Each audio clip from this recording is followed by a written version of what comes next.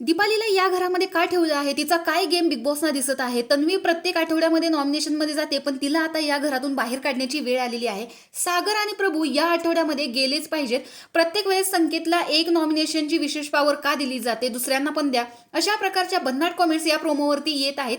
तर संकेतनं सुद्धा त्याला दिलेली जी विशेष पॉवर आहे त्याचा उपयोग केलेला आहे आणि त्या सदस्याला नॉमिनेशनमध्ये टाकलेला आहे, जो आतापर्यंत सेफ गेम खेळत होता, म्हणजे या नॉमिनेशनच्या टास्कमध्ये. चला तर बघूयात नक्की टास्क काय आहे आणि संकेतनं कोणाला नॉमिनेशनमध्ये टाकलेलं आहे.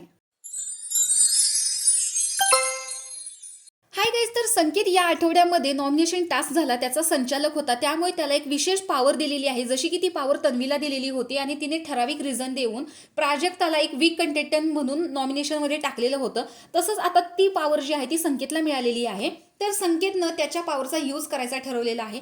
तर आतापर्यंत सगळे सदस्य नॉमिनेशनमध्ये गेलेले आहे, पण अनुश्री, राखी असेल, दीपाली, तन्वी आणि राकेश हे म्हणजे काटा ग्रुपचे बऱ्यापैकी सदस्य राहिलेले आहेत. फक्त प्रभू नॉमिनेशनमध्ये गेलेला आहे आणि संकेतला ती पॉवर मिळालेली आहे, त्यामुळे त्याला जी पॉवर मिळालेली आहे त्याचा तो योग्य उपयोग करणार.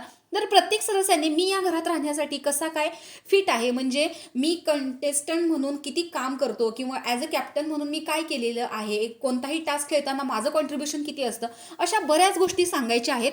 त्यामुळे प्रत्येकजण प्रयत्न करतोय की मी कसा चांगला आहे हे दाखवण्याचा.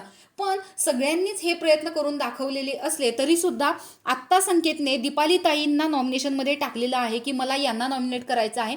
आता याचा अर्थ असा होतो की दीपाली ताईंच्या गळ्यात कुणाचाच फोटो नाहीये. त्यामुळे आता जर दीपालीला नॉमिनेशनमध्ये टाकायचं असेल तर त्याला अनुश्रीला टार्गेट केलं पाहिजे, कारण अनुश्रीच्या गळ्यात दीपालीचा फोटो आहे. त्यामुळे संकेतनं त्याच्या पॉवरचा उपयोग करून या आठवड्यामध्ये दीपालीला काटा ग्रुपमधून नॉमिनेशनमध्ये टाकलेलं आहे. म्हणजे प्रभू आणि दीपाली हे काटा ग्रुपमधून नॉमिनेट झालेले आहेत. तर डबल इविक्शनमध्ये कोण घराबाहेर जाऊ शकतं असं तुम्हाला वाटतंय? कमेंट बॉक्समध्ये नक्की सांगा. आणि संकेतनं त्याच्या पॉवरचा यूज केला हा बरोबर आहे की नाही हे कमेंट बॉक्समध्ये सांगायला विसरू नका. अशाच रिव्ह्यूच्या अपडेटसाठी आपल्या चॅनलला सबस्क्राईब करा. तोपर्यंत बाय.